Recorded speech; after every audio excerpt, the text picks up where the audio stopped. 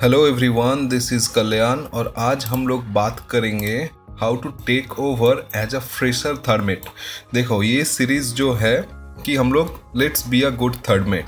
ठीक है, ऐसा नहीं कि हम लोग कैडेटशिप में कुछ सीखते नहीं या फिर कुछ नहीं, हम लोग कैडेटशिप में सीखते हैं, लेकिन उसके बाद जो एग्ज़ाम्स वगैरह आता है उसके चलते हम लोग बहुत कुछ भूल जाते हैं या फिर दिमाग से निकल जाता है। कोई कोई शिप में तो जो कैडेट मिलता है उसको थर्ड मेट के साथ भेजता भी नहीं है, तो बहुत कुछ मिस हो जाता है कि हम लोग जब एक कैडेट से थर्ड मेट बन जाते हैं एग्ज़ाम दे के, तब जहाज़ पे जाके हम लोग कैसे हैंड ओवर लेंगे। तो ये एक बहुत बड़ा मसला बन जाता है कि जाके हम लोग क्या पूछेंगे या क्या करेंगे पहला बार जब ज्वाइन कर रहे हैं। तो उसके लिए ये वीडियो बनाया गया है। ठीक है, तो ये वीडियो में मैं जो डिस्कस करने वाला हूँ वो मेरा पॉइंट ऑफ व्यू से है। ठीक है, ऐसा नहीं कि यही फॉलो करना है सबको। तो ये मेरा पॉइंट ऑफ व्यू से मैं बनाया वीडियो। बाकी तो देख सकते हैं आप कि आपका जहाज से ड्यूटी एंड रिस्पॉन्सिबिलिटी वेरी कर सकता है, क्योंकि सब कंपनी में थर्ड मेट का ड्यूटी वगैरह हाँ ऑलमोस्ट 70% सेम ही है, लेकिन कुछ कुछ ड्यूटी है जो डिस्ट्रीब्यूट हो जाता है। तो ये वीडियो में वो सब ध्यान देना पड़ेगा।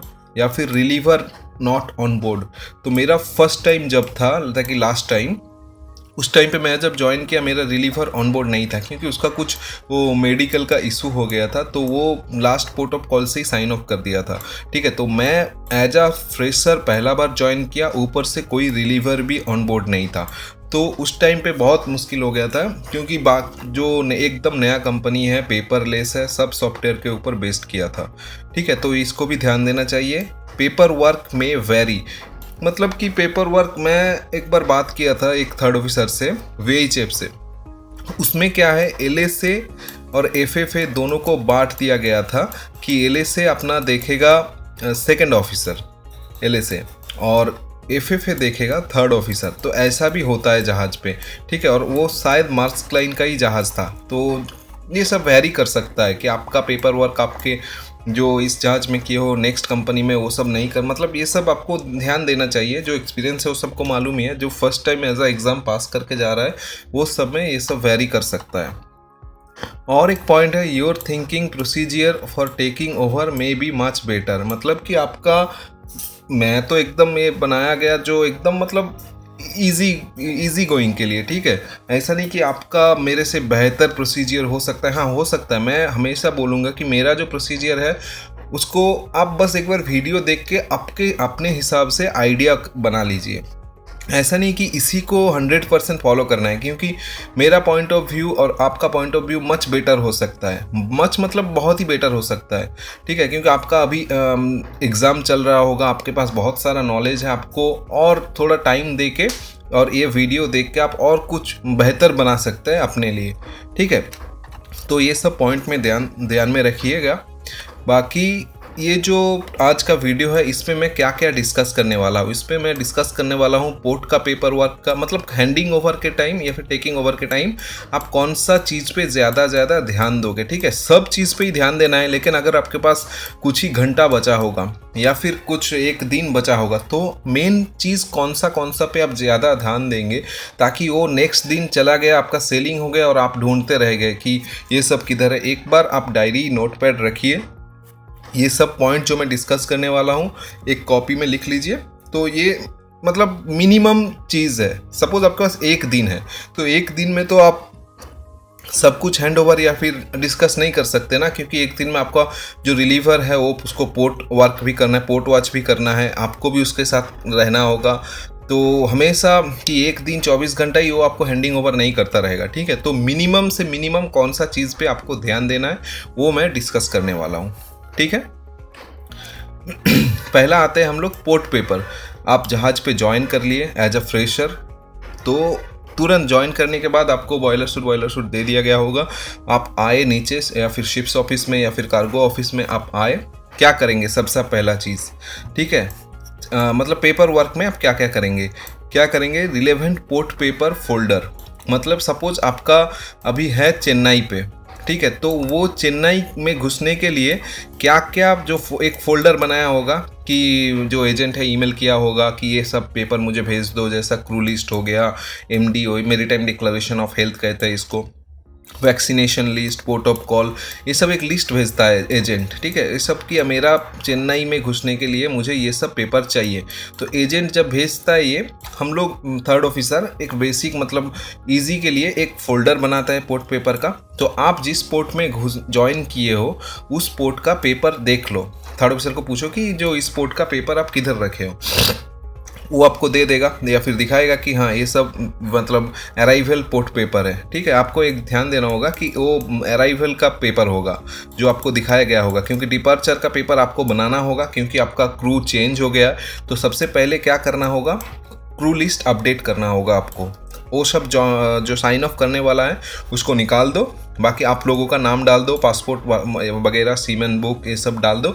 ये चीज़ आप सबसे पहले कर लो, एक क्रू लिस्ट अपडेट कर लो, क्योंकि ये किसी कोई भी मतलब आप ज्वाइन किए हो, ज्वाइन करने के साथ ही साथ देखोगे कि कोई भी आ रहा है क्रू लिस्ट मांग रहा है। और एक चीज़ है, सिप पर्टिकुलर का जो PDF है या फिर कुछ भी जो जेरोक्स कॉपी, फोटो कॉपी है, वो हैंडी बना लो। मतलब ये दो चीज़ जो है वो एजेंट या फिर कोई भी आएगा हमेशा मांगता रहेगा, एक सिप पर्टिकुलर और एक है जो क्रू लिस्ट, ठीक है। क्योंकि आपका साइन ऑफ हो जाएगा, जो आपका जो हैंड मतलब रिलीवर है वो लोग चला जाएगा, तो नया क्रू लिस्ट तुरंत ही सब जगह मारना होता है, क्योंकि बहुत इंस्पेक्शन होता रहता है। पुराना क्रू लिस्ट कैप्टन भी चिढ़ जाएगा, तो आपको तुरंत ही एक अपडेट क्रू लिस्ट बनाना होगा और सिप पर्टिकुलर को आपका हाथ में रखना होगा।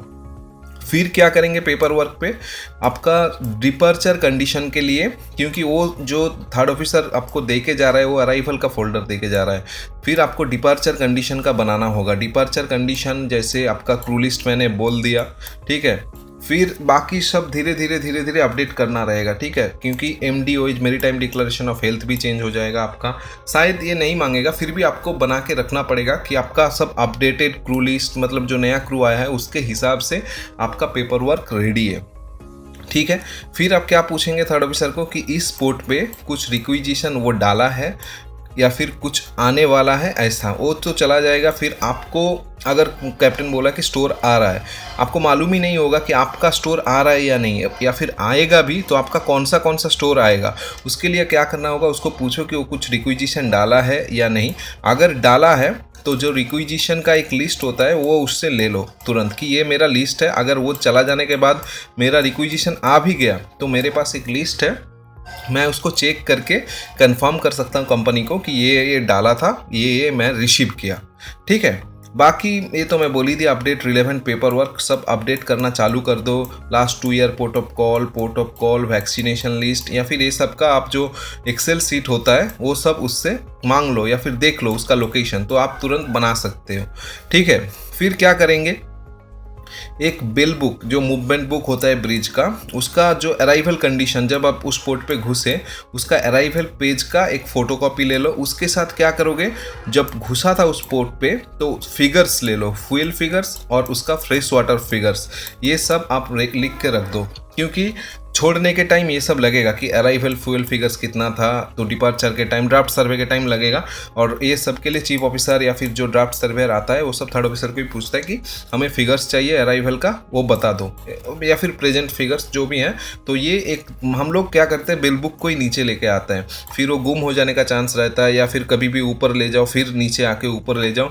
तो मेरा एक ईजी प्रोसीजर है कि जिस दिन भी स्टेशन करके आया मैं या फिर कोई भी पोर्ट पे घुसा तो तुरंत एक बिल बुक, मूवमेंट बुक का उस पोर्ट के लिए मैं एक फ़ोटोकॉपी निकाल के नीचे लाता हूँ।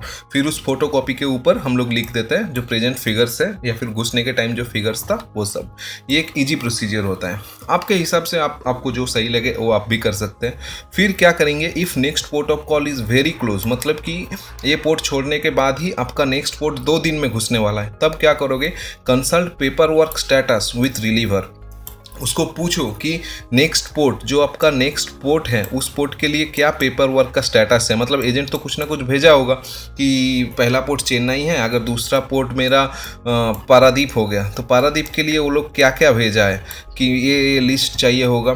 तो वो जो रिलीवर है वो पारादीप के लिए क्या क्या प्रिपेयर किया ऑलरेडी, या फिर जो वो आपको ईमेल्स दिखाएगा कि एजेंट ने ये पेपर वर्क मांगा है, तो वो सब ईमेल्स आप सेव कर लो नेक्स्ट पोर्ट ऑफ कॉल के लिए, ठीक है। चेन्नई के बाद आप और एक फोल्डर बना लो जो आपका नेक्स्ट पोर्ट ऑफ कॉल होगा उसके हिसाब से आप ईमेल्स डालना चालू करो उसमें कि एजेंट कौन सा ईमेल भेजा है उस पोर्ट के लिए। फिर आप जो सॉफ्ट कॉपी लिए हो, जैसे अपडेट क्रू लिस्ट आपके पास हो गया होगा, बाकी ये सब का जो सॉफ्ट कॉपी डालना चालू करो उस फोल्डर पे और अपडेट बनाना चालू कर दो उसका। ठीक है, तो ये बेसिकली एक पोर्ट का जो मतलब ज्वाइनिंग का एक दिन के अंदर जो जो आपको लेना है ये इस पेज में मैं दिखा दिया। ठीक है, नेक्स्ट क्या हो गया, कंपनी का पेपर वर्क। ठीक है, पोर्ट का पेपर सबको हो गया, जैसे क्रू लिस्ट वगैरह बोल दिया। अभी कंपनी का पेपर वर्क में आपको क्या क्या हैंडओवर मतलब करना है।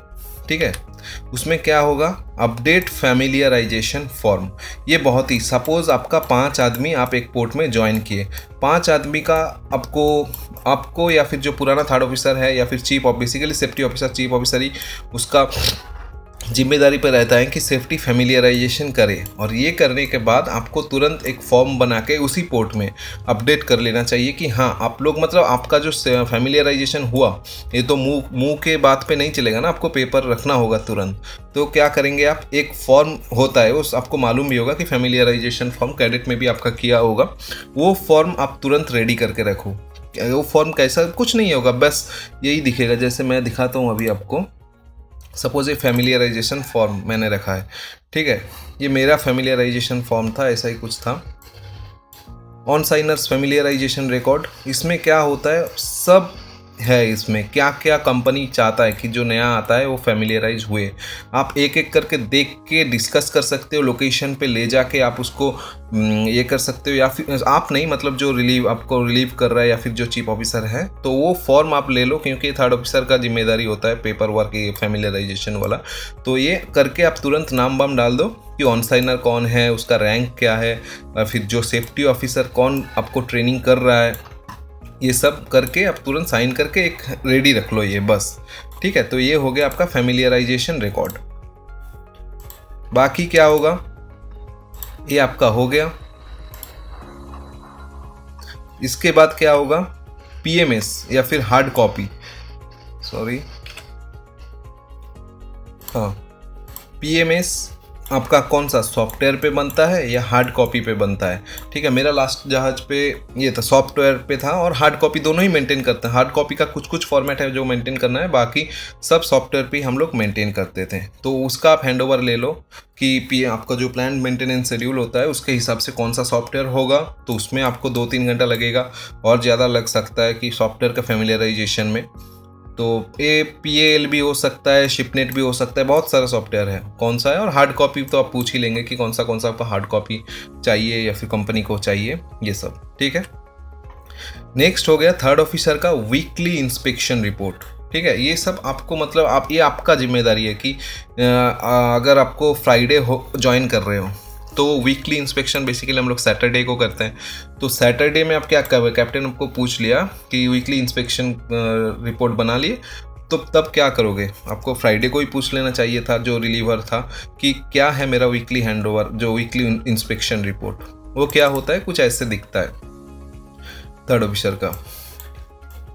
ये हो गया वीकली जो सेफ्टी एंड फायर जो थर्ड ऑफिसर का जिम्मेदारी है, वीकली एंड मेंटेनेंस रिपोर्ट। उसमें क्या होता है, लाइफ बोट का कुछ कुछ चेक्स रहता है जो अब पड़े होंगे 16 का रिक्वायरमेंट के हिसाब से, लाइफ राफ्ट का, फायर फाइटिंग का, बहुत ही कम चीज़ होता है जो वीकली आप मतलब कर ही सकते हो, कोई दिक्कत नहीं होता है।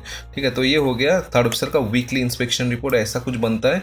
बाकी इसमें बस डेट्स चेंज करना है और आपको मालूम ही ये याद हो जाएगा कि क्या क्या चेक्स करना है, और उस पर कैप्टन का साइन और चीफ ऑफिसर का साइन करके फाइल कर देना है। ठीक है, ये हो गया। अभी हम लोग आएंगे थर्ड ऑफिसर का मंथली इंस्पेक्शन रिपोर्ट। ठीक है, वीकली आपको दिखा दिया मैं क्या क्या चेक, सेम ऑलमोस्ट सेम ही होता है एक मंथली इंस्पेक्शन रिपोर्ट, जिसमें बहुत कुछ रहता है। जैसे कि आपका वीकली दिखा दिया मैंने, अभी मंथली पे आ रहा हूँ।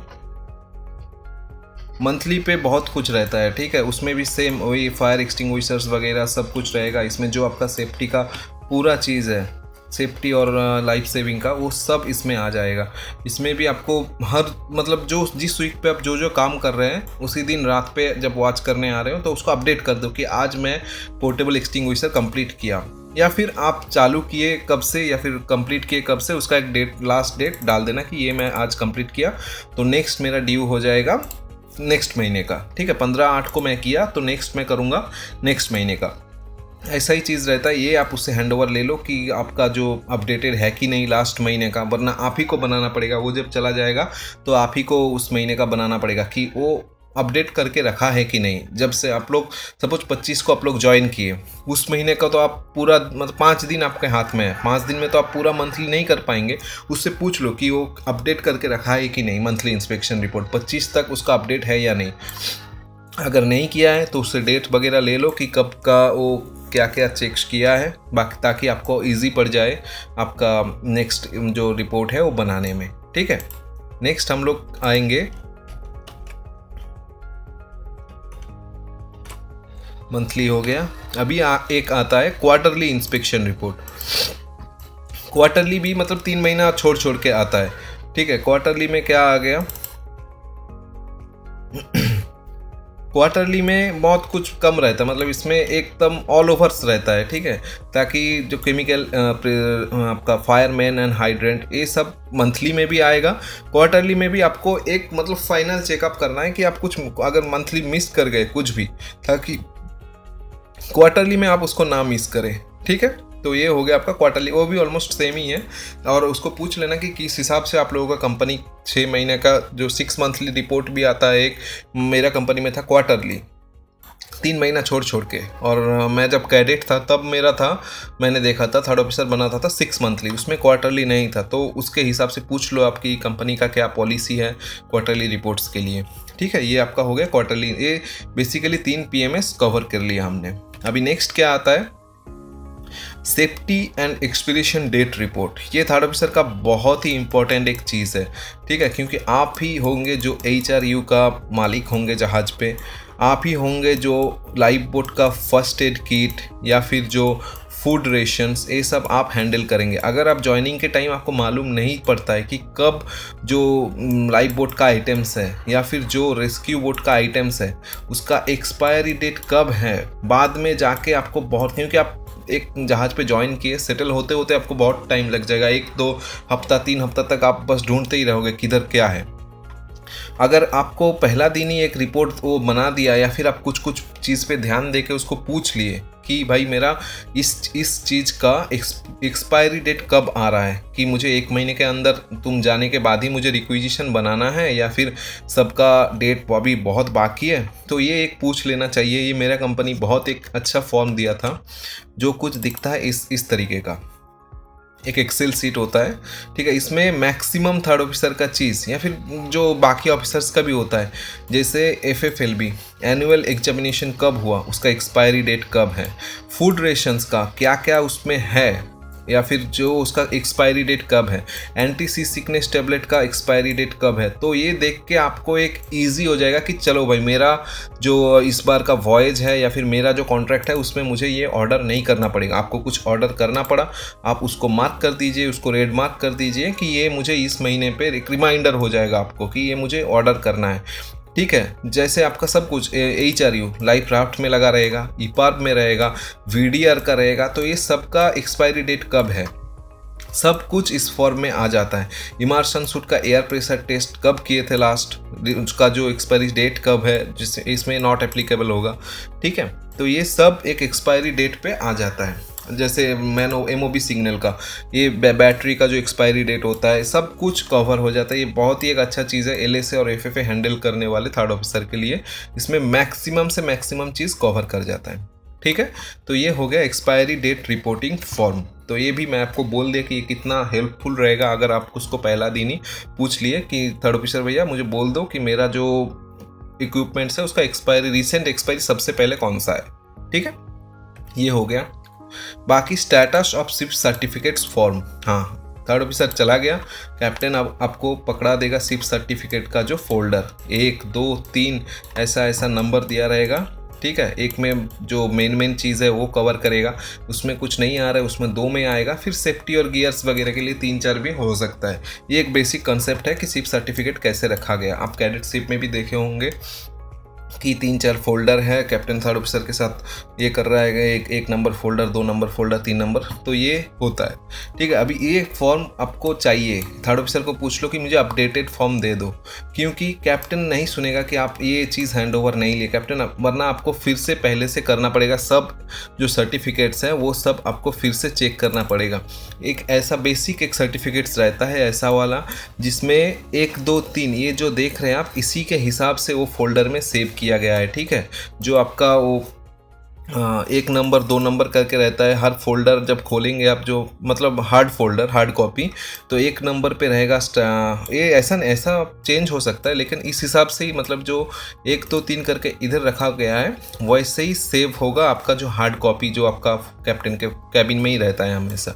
ठीक है, तो ये वाला फॉर्म आपको चाहिए ही चाहिए, कि पूछ लो कि मुझे ये फॉर्म दे दो, और आप देख लेना कि अगर एक्सेल सीट होगा तो मतलब मैं तो मार्क करके रखता था इधर ही लाल काली से कि कब मेरा नेक्स्ट एक्सपायरी डेट आ रहा है, या फिर कब उसका जो एनुअल सर्विस वगैरह कौन सा रिसेंट है, तो उस हिसाब से कंपनी को इन्फॉर्म करना पड़ता है कि मेरा एनुअल्स आ रहा है सर्टिफिकेट के हिसाब से। आप या फिर आप ये कर दो, या फिर जो +-3 वाला है उसके हिसाब से आप कंपनी को, तो कैप्टन का काम होगा, बस आपको होगा कि इन्फॉर्म कर दो कि देखो मेरा 2022 चल रहा है, तो 12 महीने मतलब दिसंबर में मेरा ख़त्म हो रहा है हाल एंड मशीनरी, तो उसको थोड़ा ध्यान दीजिए कंपनी। फिर कंपनी वो सब बाकी देख लेगा, इधर वो किसी को बुक कर देगा, या फिर वो बोल देगा कि हाँ नेक्स्ट पोर्ट पे लाइव बोट का एनुअल्स भेज रहे हैं हम लोग, तो उस हिसाब से चलेगा। लेकिन ये फोल्डर आपको, ये जो एक्सेल सीट है ये आपको ले लेना चाहिए। ठीक है, ये एक हो गया।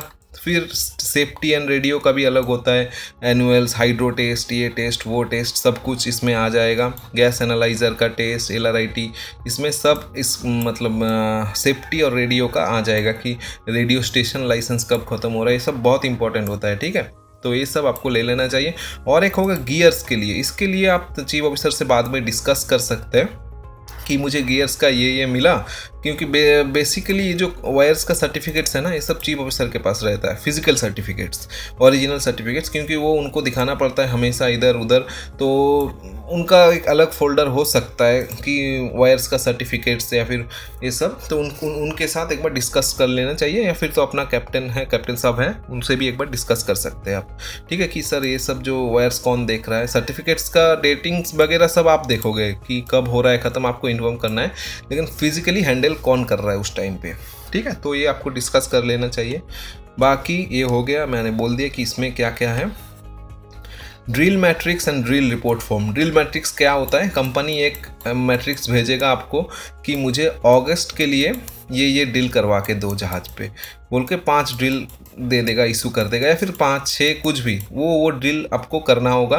ड्रिल मैट्रिक्स एक पेपर रहता है, पेपर फॉर्म में, सपोज उस पर लिखा है कि अबंडेंस शिप ड्रिल, तो उसका आप जेरोक्स निकाल दो, पूरा साल का एक मैट्रिक्स भेज देगा, और इसमें ऐसे कॉलम्स बना रहेगा कि जनवरी में ये ड्रिल, फरवरी में ये ड्रिल, मार्च में ये ड्रिल। तो जब भी आप कोई ड्रिल कर रहे हो उसका बाजू में डेट लिख दो कि मैंने मतलब कि आज 9 अगस्त को ये ड्रिल मैंने कंप्लीट किया।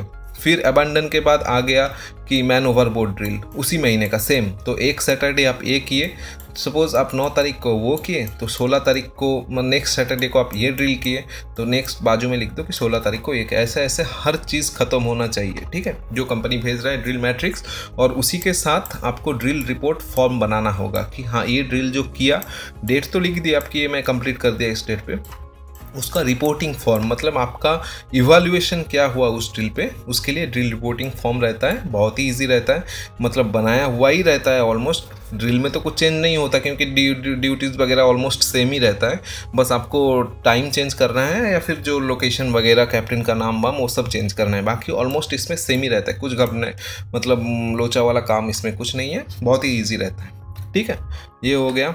नेक्स्ट आते हैं हम लोग monthly safety meeting form. Safety officer जहाज पे चीफ ऑफिसर है, ठीक है, उसका जो असिस्टेंट है वो थर्ड ऑफिसर हो गया।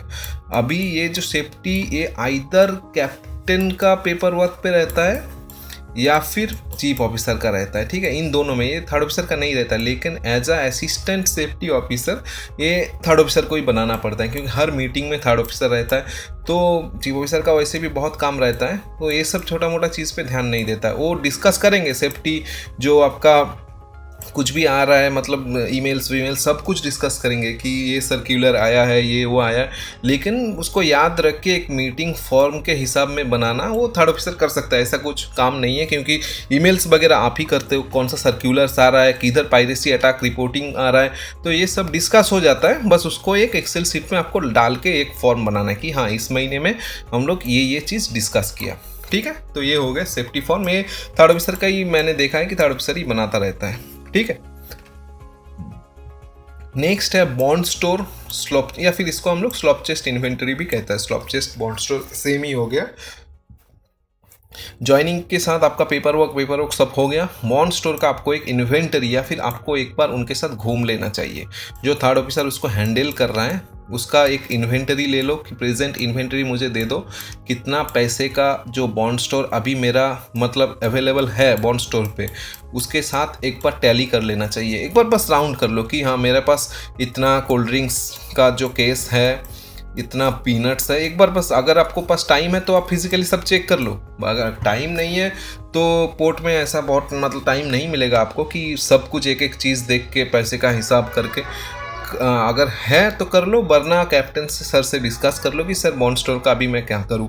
वो परमिशन दिया कि हाँ तुम देख लो, तब आप देख सकते हो, जाके फिजिकली सब चेक कर लो, पैसे का ही कर लो, फिर रिपोर्ट कर दो कैप्टन सर को कि बॉन्ड स्टोर मैंने चेक कर लिया, जो हिसाब दिखाया है ठीक है। ठीक है, इसके बारे में मैं और एक अलग से सेपरेट वीडियो बनाऊंगा, क्योंकि ये बहुत ही कंफ्यूजिंग होता है। जो फ्रेशर हम लोग जाते हैं, जैसे मेरा भी हुआ था कि हम लोग क्या करेंगे जाके, हाँ सब कुछ एक्सेल शीट पे बनाया रहता है, लेकिन एक अगर कोई जनरल आइडिया मिल जाए कि बॉन्ड स्टोर को हम लोग जो अकाउंट्स बनते हैं उसके साथ कैसे टैली करेंगे, उसके लिए थोड़ा एक बेसिक वीडियो मैं बना दूंगा। ठीक है, अलग वीडियो। नेक्स्ट क्या आ गया, नेक्स्ट हम लोग चलते हैं deck bridge checklist. Deck checklist या फिर ब्रिज चेकलिस्ट कुछ भी। आप ज्वाइन कर लिए जहाज पे, आपका जहाज एक दिन या 2 दिन बाद सेल करने वाला है, कैप्टन सर आपका वॉच में होने वाला है। कैप्टन सर बोल दिया आप जाके ब्रिज चेक कर लो। ठीक है, ब्रिज का जो इक्विपमेंट्स मतलब ब्रिज चेकलिस्ट रेडी कर दो। तो क्या करेंगे आप, ये बहुत ही मतलब क्या क्या ब्रिज चेकलिस्ट में क्या क्या हम लोग करेंगे, बहुत ही एक कन्फ्यूज़न रहता है। मेरे भी था कि कैप्टन सर अगर बोल दिया कि ब्रिज का चेक कर लो तो क्या करेंगे हम लोग। ठीक है, इसके एक इजी प्रोसीजर है।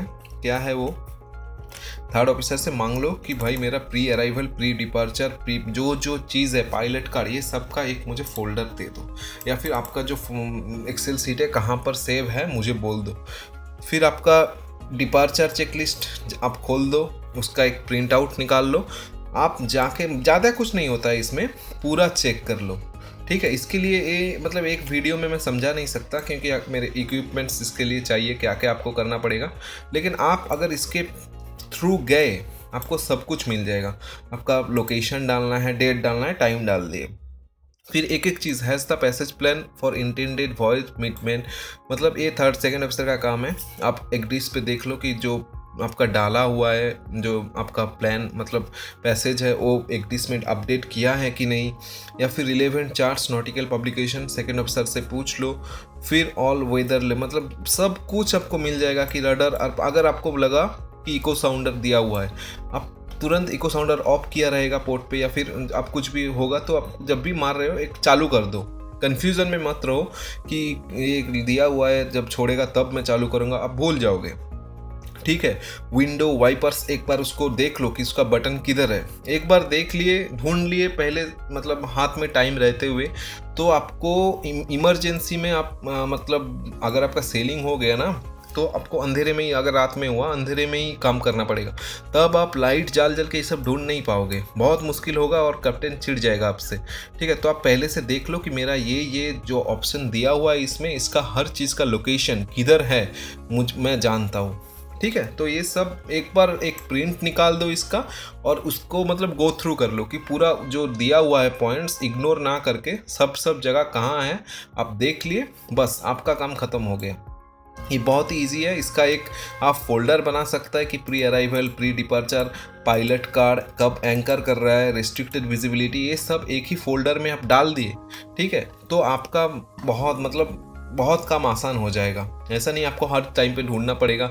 पायलट आ रहा है तो डेक चेकलिस्ट खोल दो, पायलट कार्ड बना दो, बस ख़त्म। ठीक है, तो ये हो गया आपका डेक चेकलिस्ट, या फिर जो पैसे आपका ब्रिज का जो मतलब चेकलिस्ट, ये सब आप कवर कर लिए हैंडिंग ओवर में, ठीक है। नेक्स्ट क्या है, जो थर्ड ऑफिसर था, जो रिलीवर है, उसको पूछ लो कि उसका जो पेपर वर्क करता है उसका हार्ड कॉपी वो कहाँ फाइल करता है, ठीक है। अगर उसका कुछ कैबिनेट होगा, वो कैबिनेट पे कौन सा फोल्डर है आप एक बार देख लो। अगर उसका एक ही आधा फाइल होगा, पेपरलेस चार्ज में बस एक ही फाइल रहता है कि उसमें एक दो ऐसा मार्किंग रहता है कि एक में कौन सा पेपर रहता है, दो में, तो ये सब एक बार देख लो कि उसका जो फाइल किया है उसका हाँ सॉफ्ट कॉपी आप ऑलरेडी डिस्कस कर चुके हो उसके साथ। अगर नहीं किए हो तो पूछ लो कि ये क्या है वो क्या है, ठीक है। ये भी आपको काम में आएगा, वरना आप बाद में ढूंढते रहोगे कि थर्ड ऑफिसर ने वो फोल्डर किधर रख दिया, उसका जो फाइल करता है वो किधर है, ये सब, ठीक है। तो ये देख लिया आप। फिर आते हैं हम लोग एलए से रिलेटेड। अभी तक हम लोग मैक्सिमम चीज़ पेपर वर्क या फिर जो मतलब डिपार्चर या फिर ये सब के बारे में बात कर रहे थे, ठीक है। अभी आ गया एलए से रिलेटेड।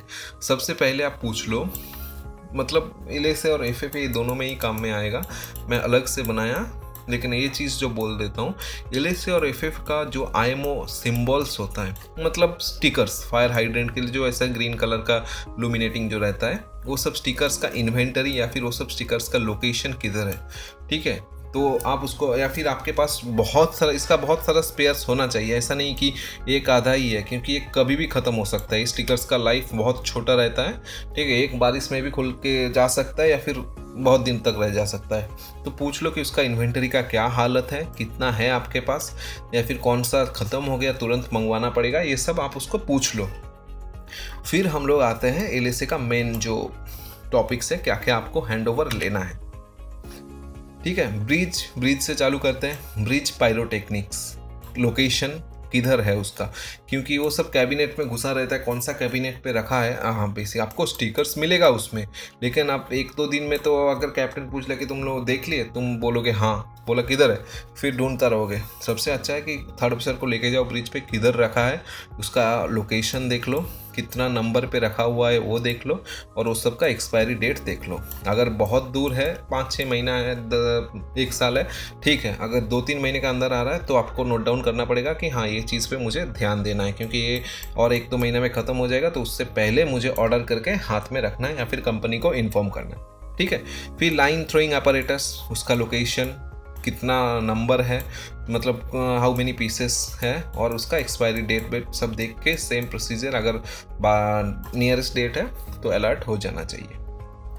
एमओबी स्मोक सिग्नल, एक बार जाओ ब्रिज विंग्स पे या फिर जो लोकेशन दिया गया है उधर, उसका बैटरी एक्सपायरी डेट का बेसिकली उधर एक स्टेंसिल्स रहता है, जो मतलब हम लोगों का बेसिक एक काम होता है कि स्टेंसिल्स मार देते हैं उसका आजू बाजू में, या फिर वो जो डायमो टेप है उसका भी हम लोग मार के रखते हैं, ठीक है। तो एक बार बस नज़र मार लो, ठीक है। ये पायरोटेक्निक्स का ब्रिज का काम हो गया। फिर हम लोग चलते हैं, एक एक चीज़ को पकड़ते हैं, ठीक है। लाइफ बॉय को पहले पकड़ते हैं कि आपको मतलब ये एक आपका प्लान ऑफ वर्क में आ जाता है, ठीक है। आप ज्वाइन किए, फिर आप एक एक दिन एक एक चीज़ को पकड़ो कि आज मैं लाइफ बॉय का इंस्पेक्शन करूँगा।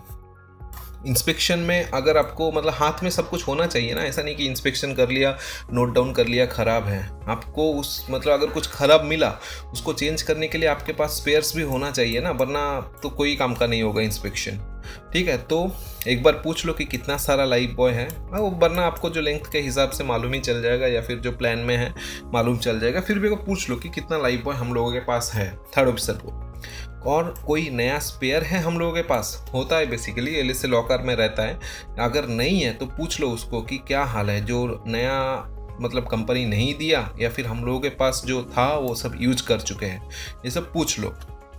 और लोकेशंस देख लो, नया स्पेयर अगर होगा तो उसका किधर लोकेशन है। रोप इन एलएसए लॉकर, ठीक है। बेसिकली लाइफ बॉय का रोप एलएसए लॉकर में ही रहता है, या फिर बोशन के पास भी कुछ कुछ रहता है, almost same kind of rope किस में लगेगा, ग्रैब लाइन। किसी का आप देख रहे हैं कि रोप्स का जो ये जो यार्न्स या फिर स्ट्रैंड्स वो सब खुलने वाला है, उसको चेंज कर दो, क्योंकि सेफ्टी का सवाल है। आप वेट मत करो कि कैप्टन कब आपको बोलेगा कि ये रोप ख़राब होने वाला है, या फिर लाइफ लाइन तो ये मतलब एक ही जगह पे रहता है, बारिश हो या कुछ भी हो तो ये सब ख़राब हो जाता है। तो ये सब के लिए आपके पास स्पेयर्स रोप्स होना चाहिए, ठीक है। ये सब पूछ लो। आरआर टेप, लाइफ बॉय में आरआर टेप तो लगेगा ही, ठीक है। आरआर टेप आपको इधर एक मारना पड़ता है, इधर ये सब, तो लाइफ बॉय में बहुत सारा आरआर टेप जाता है। तो उसके लिए आपके पास कितना स्पेयर कॉयल है, उसका लोकेशन, मतलब स्पेयर कॉइल्स ये बहुत छोटा चीज़ है ना, आप ढूंढ ही नहीं पाओगे कि किधर रख दिया हूँ आपको पूछने। और ये जो आरआर टेप है ना, ये बहुत इंपॉर्टेंट है, आपको हर दिन आरआर टेप के साथ खेलना पड़ेगा, चाहे वो लाइफ राफ्ट हो, चाहे वो लाइफ बॉय हो, वो लाइफ बोट हो, सब में आपको आरआर टेप मारना पड़ेगा। और कितना आपके पास नंबर है, ठीक है, मतलब कितना पीस जो उसका कॉइल्स रहता है वो किधर है और कितना है, ठीक है। और एक चीज़, लाइफ बॉय में जो स्टेंसिल्स बनाया रहता है, मतलब कौन सा रहता है आपका जहाज़ का नाम या फिर पोर्ट ऑफ रजिस्ट्री, ये सब रहता है ना, तो जो स्टेंसिल्स है वो अगर पुराना थर्ड ऑफिसर को पूछ लो कि उसके पास अवेलेबल है या नहीं, क्योंकि वो अगर मारा होगा मार के, तो कहाँ पर हम लोग रखते हैं नॉर्मली एलएसए लॉकर के बल्क हेड पे चिपका के, तो उसके पास है या नहीं, क्योंकि ये सब चीज़ ना आपको बाद में बहुत काम आएगा। एक बार आप ध्यान दे दिए, मैं ये सब से गुजर चुका हूँ पहला बार, ठीक है, मेरा एक ही सेलिंग है थर्ड ऑफिसर पे, मैं ये सब देख चुका हूँ कि ये सब चीज़ अगर हम लोगों को मिल जाता है ना पहला दिन या फिर पूछ लेते हैं तो बहुत ईजी हो जाता है, ठीक है। तो स्टेंसिल अगर आपको मिल गया, बाद में आपको लाइफ बॉय का कुछ टेंशन नहीं है, ठीक है। आपका उठ गया स्टेंसिल, वही पुराना स्टेंसिल ले जाके मार दो, बस खत्म, कोई काटने का ज़रूरत नहीं है, बनाने का ज़रूरत नहीं है। लाइफ बॉय का एसआई लाइट, उसका स्पेयर बल्ब किधर है, या फिर बैटरी, उसका बैटरी बहुत, मतलब ये जो बैटरी है ना, इसको आप लिख लो भाई कि इसको आपको चाहिए ही चाहिए बहुत सारा, क्योंकि एक एक जो AB होता है या फिर जो डेक काम में काम होता है या फिर जो ओएस होता है, कभी कभी गलती से या फिर मतलब कुछ कुछ हो जाता है कि एक बार निकाला, फिर उसको हम लोग सीधा ही जो इसका मुंडी है उसको हम लोग ऐसे ही डाल दिए, फिर वो दिन भर चलता रहेगा, दिन भर चलता ही रहेगा। या फिर जब हम लोग नहीं ज़रूरत पड़ता है तो हम लोग एकोमोडेशन पे घुसा के रखते हैं, तो सीधा ही रह गया, बस उसका 5 4 बैटरी रहता है, 5 बैटरी तुरंत ख़त्म हो गया, फिर आपको एक ही साथ 5 बैटरी डालना पड़ेगा। तो इसके लिए इसका जो बैटरी है ना, इसका बहुत सारा स्पेयर्स चाहिए, उसको पूछ लो कि किधर है, होना ही चाहिए। अगर ये नहीं होगा तो मतलब थर्ड ऑफिसर का काम बहुत मुश्किल होगा, नेक्स्ट पोर्ट में आपको तुरंत रिक्वेजिशन डालना होगा, ठीक है। लाइफ बॉय में ये सब चीज़ देख लो आप। नेक्स्ट आता है लाइफ जैकेट में। लाइफ जैकेट में फिर वही पूछ लो कि हम लोग कितना लाइफ जैकेट इन यूज़ पे है, मतलब कितना पर्सन का कैबिन में है, कहाँ पर है, फॉरवर्ड पे कितना है, ये सब पूछ लो। उसका लार्ज जो साइज लाइफ जैकेट जहाज पे है या नहीं, ये एक पूछ ले, लार्ज हो या इन्फेंट हो, एक रहता है जहाज पे, तो उसका लोकेशन किधर है, कौन सा कैबिन में या फिर कौन सा स्टोर में वो रखा है, ठीक है। फिर लाइफ जैकेट का स्पेयर लाइट जो कितना है, उसका बेसिकली बैटरी का जो एक्सपायरी डेट रहता है वो सब आप देख लो कि आपका मतलब आपका कॉन्ट्रैक्ट में आ रहा है कि नहीं, या फिर उसका 1-2 महीने में अगर उसको ऑर्डर करना पड़ेगा, या फिर उसका स्पेयर है कि नहीं, ये सब आप देख लो। और एक चीज़ जो लाइफ जैकेट में गुम होता है वो है व्हिसल। किसी किसी का व्हिसल ड्रिल के टाइम में खुल के गिर जाता है, फिर वो चला जाता है, मतलब मिल नहीं रहता है, तो वो आपको ड्रिल के टाइम पर देखेगा कि इसका व्हिसल नहीं है, तो आप उसको स्पेयर व्हिसल ऑर्डर कर लो, या फिर होगा थर्ड ऑफिसर के पास, वो देख लो कि किधर रखा है, ताकि जब किसी का नहीं मिलेगा व्हिसल तो आप तुरंत एक ला के दे सकते हो कि ये भाई ये बांध ले अपना लाइफ जैकेट में, ठीक है। फिर complete set of spare life jacket, मतलब ये होना चाहिए कंप्लीट सेट, उस नॉर्मली एलएसए लॉकर में रहता है, बस पूछ लो कि मेरे पास आपके पास कितना है स्पेयर लाइफ जैकेट, बस देख लो वो एनफ है कि नहीं आपके हिसाब से, ठीक है। ये हो गया लाइफ जैकेट में आपका क्या क्या आप हैंड ओवर लेंगे लाइफ जैकेट में, या फिर हैंड ओवर के टाइम पूछेंगे, ठीक है। नेक्स्ट चलते हैं इमर्सन सूट पे। इमर्सन सूट पे वही सेम टोटल कितना यूज़ हो रहा है, कब लास्ट क्रू टेस्ट किया था, मतलब क्रू पहन के एक टोटल डेमोन्स्ट्रेट किया था, ये हो गया। उसका लास्ट एयर प्रेशर टेस्ट कब हुआ था, वरना आपको सर्कुलर के हिसाब से उसको फिर से करना पड़ेगा, वो जो किट है। और एक है जो expiry date of the battery, मतलब उसका ही सेम। और एक चीज़ है, इसका एक किट जो आता है एयर प्रेशर टेस्ट का, वो किट का लोकेशन किधर है, ठीक है। ये सब आप देख लेना, जो किट है एयर प्रेशर टेस्ट के लिए, वो किट जो थर्ड ऑफिसर वो किधर रखा है, उसका भी आप हैंड ओवर ले लो। ये हो गया इमर्सन सूट। अभी आते हैं लाइव बोट पे। लाइव बोट पे आप क्या क्या पूछेंगे, लास्ट एनुअल इंस्पेक्शन कब हुआ था। अगर आप देखें कि 2-3 महीना बाद में हुआ था तब तो ठीक है, अगर देखा कि ऑलमोस्ट डेट्स आने वाला है, कैप्टन को इन्फॉर्म करो कि इसका एनुअल जो डेट तुरंत आ रहा है, मतलब एक्सपायर हो रहा है, तो कंपनी को इन्फॉर्म करो कि नेक्स्ट पोर्ट के लिए, ताकि एक एनुअल इंस्पेक्शन भेज दे। ये एक हो गया एनुअल इंस्पेक्शन, मतलब कुछ नहीं, वो आपको मालूम चल जाएगा, या फिर उसके लिए आप कुछ वीडियो भी देख सकते हैं, एक ही वीडियो में डिस्क्राइब नहीं कर सकता। उसका लास्ट फॉल्स रिन्यूअल से बेसिकली चीफ ऑफिसर का देखता है वायर्स वगैरह चेंज करने का, कि फॉल्स रिन्यूअल जो 5 ईयरली होता है ना, हम लोग पढ़े थे, या फिर एंड टू एंड होता है, या फिर जो अगर उसका कंडीशन अच्छा है तो एंड टू एंड करता है, वरना टोटल रिन्यूअल करता है उसका फॉल। ये एक हो गया।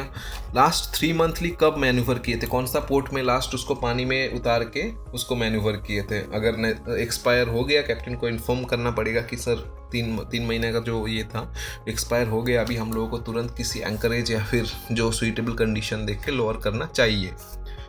और क्या देखेंगे, condition of equipments and any special cases to take care of. मतलब इक्विपमेंट्स का जो कंडीशन है, जैसे बहुत सारा हो गया, उसका जो ओर्स हो गया या फिर उसका जो हैमर वगैरह सब कुछ आप एक बार नज़र मार लो कि सब कुछ सही है या नहीं। ठीक है, जो उसका बोट हुक हो गया उसका क्या हालत है, टूटा है कि नहीं, कुछ सब कुछ देख लिया। और स्पेशल कंडीशन मतलब ये थर्ड ऑफिसर को मालूम चलेगा कि भाई मेरा बोट पे कुछ एक्स्ट्रा ध्यान देना है क्या, कि कुछ प्रॉब्लम आता रहता है क्या इसमें। तो थर्ड ऑफिसर आपको बोलेगा कि हाँ भाई अगर बारिश होता है तो पानी थोड़ा घुसता है, थोड़ा पैकिंग का ध्यान रखना, या फिर पैकिंग और एक बार नज़र मार के चेक कर लेना। ये सब तो एक स्पेशल कंडीशन पे आ जाता है। तो आप थर्ड ऑफिसर को पूछो कि भाई तुम्हारे टाइम पे नॉर्मल जो इंस्पेक्शन होता है वो छोड़ के तुमको और क्या दिक्कत हुआ। ठीक है, तो आपको बोलेगा कि हाँ ये पैकिंग का थोड़ा प्रॉब्लम है, या फिर जो ग्लास है वो थोड़ा क्रैक है, थोड़ा देख लेना। ये सब हो गया, आप देख उसको पूछ लिए। Expiry date of equipments, life boat में कौन सा चीज़ रहता है जिसका मतलब एक्सपायरी डेट रहता है। जैसे एग्जाम्पल के हिसाब से, ऐसा ही नहीं कि यही सब रहेगा, फ्रेश वाटर का रहता है, फर्स्ट एड बॉक्स का रहता है, पायरोटेक्निक्स का रहता है, anti sea sickness medicine, food ration, ये सब का एक्सपायरी डेट रहता है लाइफ बोट का इक्विपमेंट्स पे। उसको आपको ध्यान देना होगा। बाकी सब तो मतलब वेयर एंड टियर होता है यूज़ पे, और ये सब का एक डेट रहता है, वैलिडिटी रहता है कि इतना दिन के अंदर आप उसको चेंज करो, नया मंगवा लो। ठीक है, ये आप देख लिए। जो मैंने पहले ही बोला था, एक्सपायरी एक रिपोर्टिंग फॉर्म रहता है, उसमें अपडेट रहेगा तो आपको मालूम चल जाएगा कि हाँ भाई मेरा अभी बहुत टाइम बाकी है, चलो इसी से काम चलेगा अभी।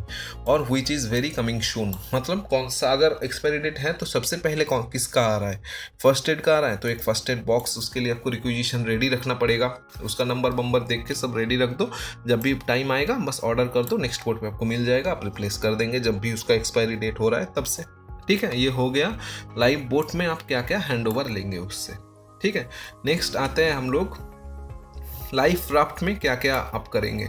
लास्ट एनुअल इंस्पेक्शन कब हुआ था, सेम एज लाइफ बोट की एक ही साथ होने वो हो जाता है normally. Life boat life raft का इंस्पेक्शन उसका लास्ट कब हुआ था, HRU लाइफ राफ्ट में लगा रहेगा, उसका एक्सपायरी डेट कब होता है।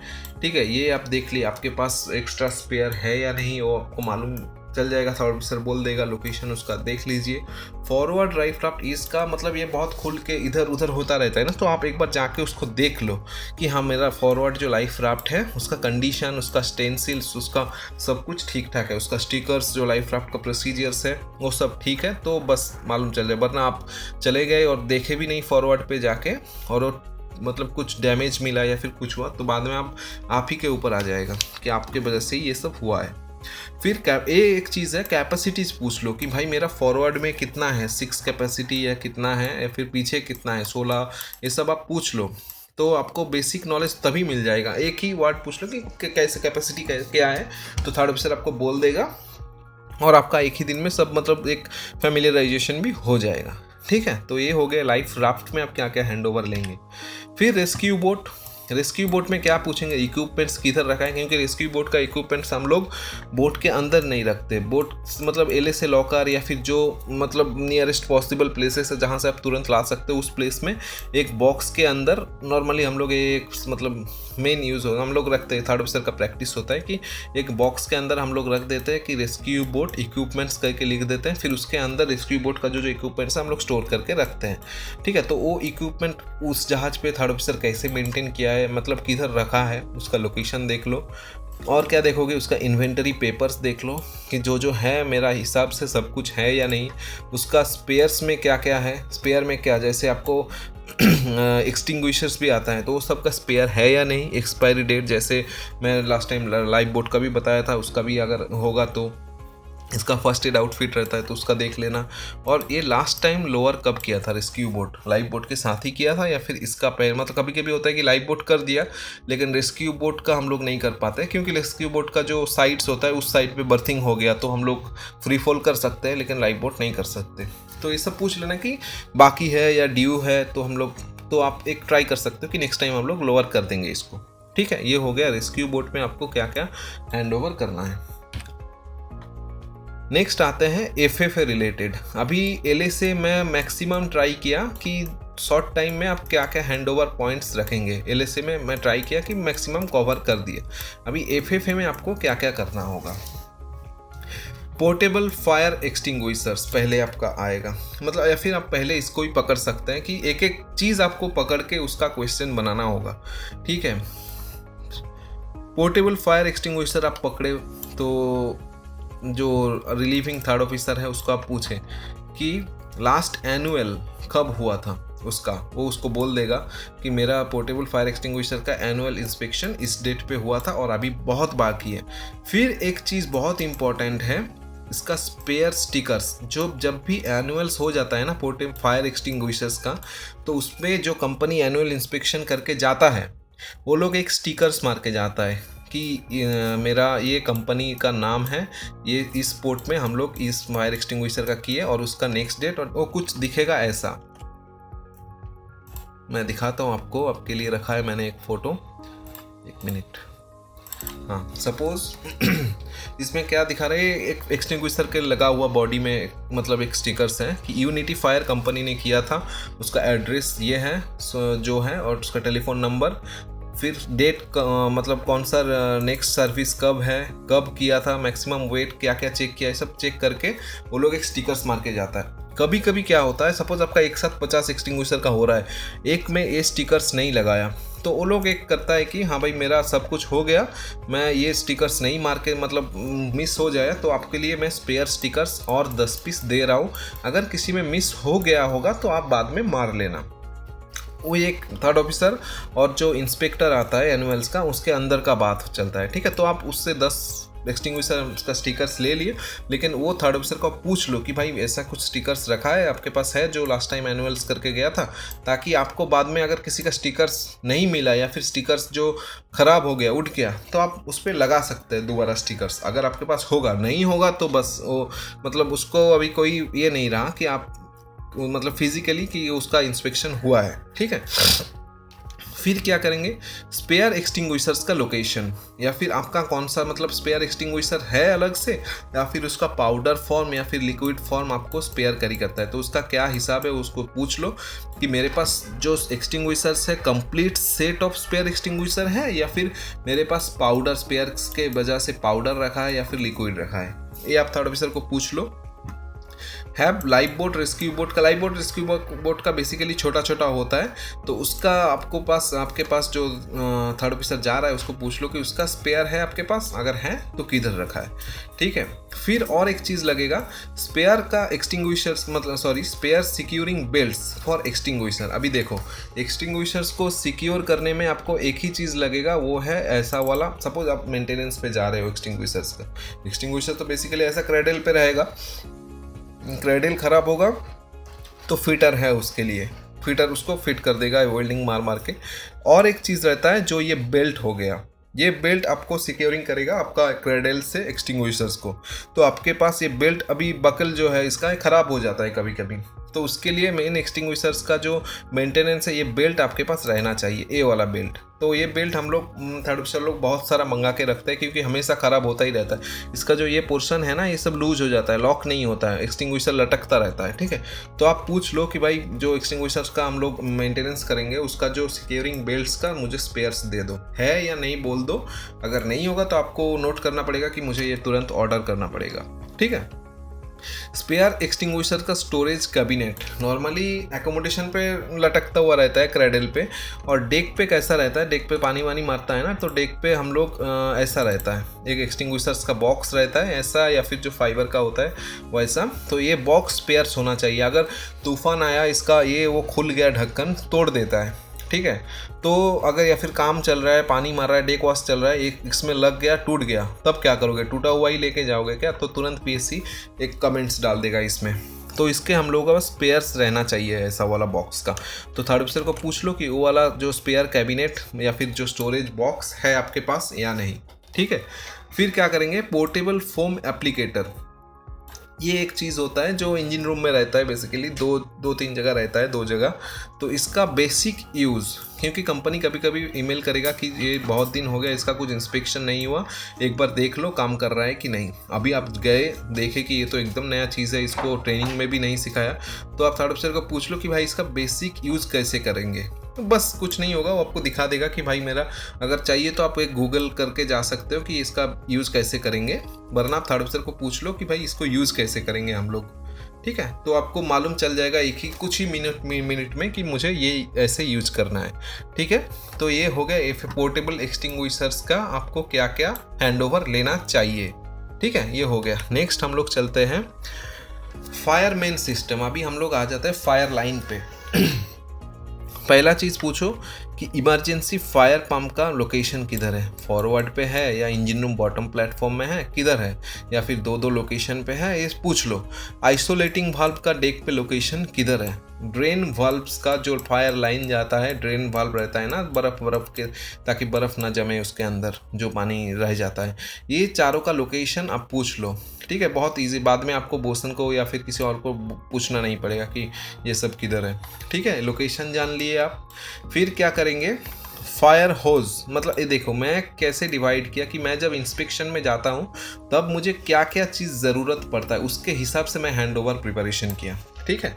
तो फायर होज का इंस्पेक्शन में जाके मैं क्या देखा, फायर होज ख़राब हो गया, तो मुझे स्पेयर होज चाहिए। वो स्पेयर होज ऑलरेडी थर्ड ऑफिसर के पास है या नहीं, ये मैं पूछ लूँगा। उसका सिक्योरिंग बॉक्स ऑलमोस्ट सेम ही होगा जो मैंने अभी दिखाया, जैसे होज का सिक्योर बॉक्स, ये भी टूट जाता है कभी कभी। इसका जो ये कैबिनेट ये है कि नहीं, ये मैं पूछ लूँगा थर्ड ऑफिसर को। फिर स्पेयर होज है या नहीं, अगर होज ही ख़राब हो गया तो आपको चेंज करना पड़ेगा। थर्ड ऑफिसर के पास स्पेयर होजेस है या नहीं, कौन सा टाइप का है, मतलब जो इंजन रूम वाला है या आपका डेक वाला है, ठीक है। स्पेयर कॉपर वायर, मतलब ये जो आपका नोज़ल के साथ जब आप होज को बाइंड करते हैं ना, तो वो जो कॉपर वायर हम लोग रहता है उसके लिए मतलब बाइंड करते हैं हम लोग, तो वो स्पेयर कॉपर वायर है या नहीं। ये हो गया फायर होज का इंस्पेक्शन जो फायरमैन सिस्टम में। अभी आते हैं हम लोग नोज़ल में क्या क्या चाहिए हैंडिंग ओवर के टाइम। टाइप्स ऑन बोर्ड, मतलब एकोमोडेशन पे कुछ छोटा वाला रहेगा ऐसा, और जो डेक में है वो थोड़ा बड़ा वाला रहेगा। तो कौन सा टाइप का यूज़ कर रहा है आप लोग, जो नोज़ल पूछ लो एक बार। उस 2 टाइप का या फिर 2-3 टाइप का स्पेयर कितना है आपके पास, मतलब जो हैंडओवर कर रहा है उसको पूछो कि आपके पास स्पेयर कितना है और किधर है, मुझे एक बार दिखा दो। फिर स्पेयर स्पैनर्स भी रहता है, स्पैनर्स मतलब लॉक करने के लिए या फिर खोलने के लिए, तो वो कितना है, या फिर हर बॉक्स में स्पैनर्स दिया हुआ है या नहीं। ये भी एक मतलब रेगुलेशन है कि स्पैनर्स भी होना चाहिए, तो पूछ लो कि अगर नहीं है तो स्पेयर है आपके पास, पूछ लो। फिर आते हैं हम लोग हाइड्रेंट पे। Types used on deck and accommodation, same जैसा नोजल्स यूज़ करता है उसका भी छोटा बड़ा रहता है ना, तो पूछ लो कि कौन सा कितना तरीके का हम लोग टाइप का यूज़ करते हैं हाइड्रेंट। स्पेयर हाइड्रेंट है या नहीं, या फिर आपको लैपिंग करना पड़ता है, क्या है, तो पूछ लो कि नया स्पेयर हाइड्रेंट है, होगा तो बहुत ख़राब हो गया तो चेंज कर दो, वरना लैपिंग करके लगा दो फिर से। स्पेयर कैप और चेन, ये बहुत गुम होता रहता है या फिर इसका बहुत मतलब चोरी हो जाता है, किसी भी पोर्ट पे खुल के लेके चला गया आपको ये चेन, तो आपको स्पेयर्स होना चाहिए। और अगर नहीं है तो आपको क्या करेंगे, वो खुला ही रखना पड़ेगा, नेक्स्ट पोर्ट के लिए आपको तुरंत रिक्विजिशन डालना पड़ेगा। और जो चेन्स वगैरह है ये सब चेन्स ही डालना पड़ता है, या फिर कॉपर वायर भी डाल सकते हो, लेकिन चेन बहुत कन्वीनियंट है कि चेन डाल दो तो बहुत ईजी गो, मतलब बहुत आसान हो जाता है, ठीक है। तो ये जो लॉक होता है हाइड्रेंट के साथ, ये कैप और इसका चेन आपको पूछ लेना चाहिए जो जा रहा है थर्ड ऑफिसर कि भाई कितना है तुम्हारे पास, है या नहीं। फिर रबर पैकिंग, छोटा छोटा ऐसा गोल गोल, मतलब वो बस इसके लिए ही आता है, वो पहले से ऑर्डर किया हुआ है या नहीं, क्योंकि ये जो इसका टाइप है, इसका जो मतलब पेरीफेरी या फिर जो डायमीटर है, वो जो थर्ड ऑफिसर बहुत दिन से है उसी को मालूम है कि उसके पास वो ऑर्डर करके मंगवाया है या फिर एकदम ही खाली हो गया। अगर खाली हो गया तो आपको तुरंत रिक्विजिशन डालना पड़ेगा, वो सब उसका जो कौन सा मतलब कंपनी है, क्या उसका मॉडल नंबर है, वो सब देख के आपको उस हिसाब से डालना पड़ेगा रिक्विजिशन। ठीक है, ये हो गया फायरमैन सिस्टम का हैंडिंग ओवर का क्या क्या पॉइंट लोगे आप। ठीक है, इधर से आपको मैं बोल दिया। फिर चलते हैं हम लोग फायर स्टेशन। ये आपका जो मेन थर्ड ऑफिसर का कैबिन भी बोल सकते हो इसका, कि इसका जो पूरा जिम्मेदारी थर्ड ऑफिसर का है। इसमें क्या क्या करोगे आप, मेन तो यही चीज़ रहेगा आपको दिखने में। इसको मैं डिवाइड किया, एक एक को पकड़ो। पहले फायरमैन आउटफिट को पकड़ो कि उसका कंडीशन एक बार देख लो, टूटा फूटा है या नहीं, उसका स्पेयर नया वाला है, रेडी है या नहीं है, उसका एक्सप्लोशन प्रूफ जो वाकी टॉकी रहता है, बेसिकली ब्रिज पे रहता है, तो उसको पूछ लो कि, या फिर ये फायर स्टेशन में भी रहता है, वो जो फिटर्स रहता है वो मतलब बल्कहेड के साथ एक सेटिंग्स करके जाता है, उधर ही हम लोग ऐसे फायर वाकी टॉकी को जब भी हम लोग यूज़ करते हैं उसको उधर से ही लेके जाता है। ठीक है, तो उसको पूछ लो थर्ड ऑफिसर को कि जो वाकी टॉकी है उसका लोकेशन किधर है, और जो फायरमैन आउटफिट है उसका कुछ नया स्पेयर है या नहीं, और उसका कंडीशन आप एक बार खोल के देख सकते हो। ठीक है, फिर हो गया, ये हो गया फायरमैन आउटफिट का, आप पूछ लिए क्या क्या पॉइंट्स पूछना चाहिए। फिर SCBA बॉटल, उसका क्या करेंगे, location except fire station. Fire station पे तो आपको तुरंत 2 फायर स्टेशन रहेगा, या फिर जितना भी आपको मालूम चल जाएगा कि इधर तो मेरा SCBA बॉटल रहेगा ही। ये छोड़ के, फायर स्टेशन छोड़ के और किधर किधर SCBA बॉटल रखा है। ठीक है, अगर क्रेन वाला जहाज होगा तो कौन सा क्रेन का नीचे जो मास्ट हाउस है उसमें रखा है, ये सब आप पूछ लो कि ये लोकेशन छोड़ के और किधर मेरा बॉटल रखा है। ठीक है, टोटल नंबर्स इन यूज, मतलब कितना as per fire plan use करना चाहिए और कितना हम लोगों के पास स्पेयर है, पूछ लिए आप। लास्ट एनुअल हाइड्रो टेस्ट, ये आप स्टिकर्स जो मैं बोला था, एक स्टिकर से मिल जाएगा उसका लास्ट एनुअल टेस्ट कब हुआ था उसका, ये भी आप पूछ लीजिए। और SCBA प्रेशर गेज का स्पेस बैटरी है कि नहीं। कभी कभी इसका जो प्रेशर गेज आता है ना, जो आपको दिखाता है कि हाई प्रेशर टेस्ट या फिर जो लो प्रेशर टेस्ट जो गेज आता है वो डिजिटल भी होता है। ठीक है, डिजिटल में आपको बैटरी चाहिए होता है, एक जो बैटरी जैसे हाई वॉट बैटरी होता है ना, ऐसे दो ऐसा 2 पॉइंट निकाल रहता है, हाई वॉट बैटरी वो सब लगता है बेसिकली। उसका एक स्पेशल टाइप का बैटरी होता है, वो 32 आपके पास भी होता है वो जो स्पेयर बैटरी, या फिर आप अगर थर्ड ऑफिसर हो तो आपके हाथ में आप ही को रखना चाहिए। तो उसका स्पेयर बैटरी थर्ड ऑफिसर के पास है या नहीं, अगर नहीं है तो 32 साहब को पूछ लो कि आप उनके पास फ़िलहाल इमरजेंसी के लिए है या नहीं। अगर उनके पास भी नहीं है तो डाल दो रिक्विजिशन इसका। ठीक है, ये बेसिकली डिजिटल प्रेशर गेज के लिए होता है। ये हो गया। फिर फेस मास्क में स्पेयर मास्क है या नहीं, जो यूज़ कर रहा है तो यूज़ कर रहा है, उसको आप चेक करना कि सही से काम कर रहा है या नहीं। अगर उसका स्पेयर है तो वो भी देख लो कि किधर रखा है, स्टोर अच्छे से किया गया है नहीं कि। और स्पेयर प्रेशर होज, जो होज कनेक्ट होता है अपना बॉटल के साथ, उसका जो होज वो है या नहीं अच्छा कंडीशन पे। अगर अच्छा कंडीशन पे है तो सही है, और अगर स्पेयर भी है तो फेस मास्क और जो प्रेशर होज दोनों को एक ही साथ आप उसको स्पेयर कैबिन में रख सकते हैं। ठीक है, ये हो गया। फिर एयर कंप्रेशर, अगर आपका जहाज पे ऑनबोर्ड एयर कंप्रेशर है, मिनी एयर कंप्रेशर, मेरा लास्ट जहाज पे था ऐसा ही, पोर्टेबल एयर कंप्रेशर, उसको आप बहुत इजीली चार्ज कर सकते हैं SCBA बॉटल। अगर आपके पास बड़ा वाला कंप्रेशर है तो पूछ लो कि उसका ऑपरेशन कैसा करता है। मिनी भी होगा तो आप पूछ लो कि कौन सा होज को किधर लगा के क्या क्या चेक्स वगैरह करना है, आप पूछ लो एयर कंप्रेशर का बेसिक ऑपरेशन कैसा है। बाकी तो आप सेलिंग में उसको भरते रहना बॉटल डेली ड्रिल के बाद। ठीक है, ये हो गया फायर स्टेशन पे आप क्या क्या चेक करेंगे। अभी FFA का कुछ मिसलेनियस पॉइंट्स है जो, हाँ आप टाइम है सब कुछ चेक करो, डिटेल्स थॉरोली मैं नहीं बोलूँगा। अगर टाइम नहीं है तो क्या क्या चेक, स्प्रिंकलर सिस्टम आपका देखना कि लास्ट टेस्ट का एक उधर स्टेंसिल मारा रहता है, बेसिकली पेंट लॉकर में रहता है, तो देख लेना कि लास्ट वो टेस्ट कब किया था, क्योंकि स्प्रिंकलर बहुत जैम हो जाता है, उधर सेडिमेंट्स आ जाता है उसमें तो ख़राब हो जाता है वो। हमेशा जब भी चेक करने जाता है एक कमेंट्स पड़ जाता है उस पर, एक उसका डेफिशिएंसी हो जाता है। उसका लोकेशन किधर है पूछ लो कि पेंट लॉकर छोड़ के और किधर स्प्रिंकलर लगा हुआ है। अगर लगा हुआ है तो उसका लास्ट टेस्ट मतलब कब किया था। ठीक है, ये ओके। EBD कितना नंबर है, 15-16 पीस नॉर्मली रहता है, अगर ज़्यादा है तो पूछ लो, आपको एक बेसिक आइडिया मिल जाएगा कि मेरे पास इतना EBD काम में चल रहा है। लास्ट एनुअल टेस्ट कब किया था, सेम अगर एनुअल होता है तो सबका एक ही साथ हो जाता है। ईईबीडी का हुआ है कि नहीं, डेट पूछ लो। If it can be recharge on board, जैसे सेम अगर हाँ कभी कभी ईईबीडी को ना हम लोग को एयर कंप्रेसर से रिचार्ज कर सकते हैं। कुछ कुछ है हम लोग रिचार्ज नहीं कर सकते, उसके लिए हम लोग को बॉटल भेजना पड़ता है बाहर। कुछ कुछ है हम लोग ऑन बोर्ड ही रिचार्ज कर सकते हैं। अगर रिचार्ज कर सकते हैं तो उसका प्रोसीजर थोड़ा अलग होगा इस CBA बॉटल से, तो उसको हम लोग कैसे रिचार्ज करेंगे देख लो एक बार, ठीक है। फिर इंटरनेशनल शोर कपलिंग, ये बहुत ही महंगा चीज़ है, बहुत ही महंगा चीज़ है। इतना महंगा है कि कभी कभी हम लोग पोर्ट में जो चोरी चवार पोर्ट है, बहुत चोरी होता है उसमें, हम लोग पोर्ट में रखते ही नहीं है बाहर, ठीक है। उसका लोकेशन देख लो कि दोनों साइड में किधर किधर रखा है या फिर कितना है हम लोगों के पास, और उसको फिजिकली चेक करना क्योंकि वो बहुत महंगा सामान होता है, ठीक है। और बहुत इंपॉर्टेंट, एक ही मतलब इसका स्पेयर नॉर्मली नहीं रहता है जहाज़ पे, रहता ही नहीं है।